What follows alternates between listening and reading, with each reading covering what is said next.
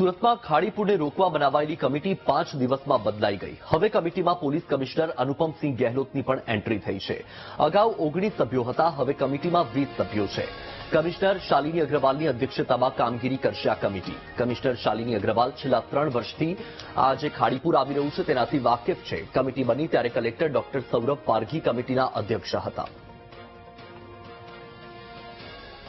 વધુ માહિતી મેળવીએ સંવાદદાતા ધ્રુવ ફોન લાઈન પર છે। ધ્રુવ, ખાડીપુર રોકવા માટે જે કમિટી બનાવવામાં આવી હતી એ કમિટી 5 દિવસમાં બદલાઈ ગઈ, શું માહિતી?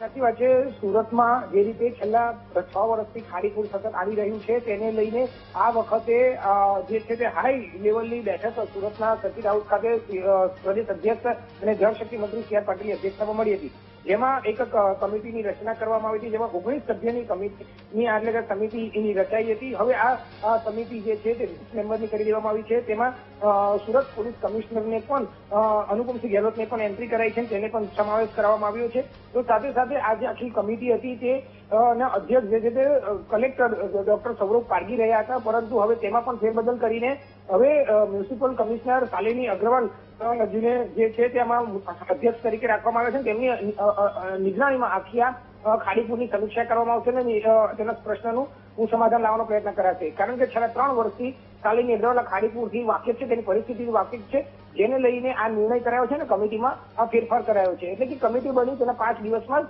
આખી કમિટી ફેરબદલ થઈ ચૂકી છે અને તેમાં બદલાવ આવી ચૂક્યો છે। જી બિલકુલ ધ્રુવ, માહિતી સાથે જોડાયા આપનો આભાર।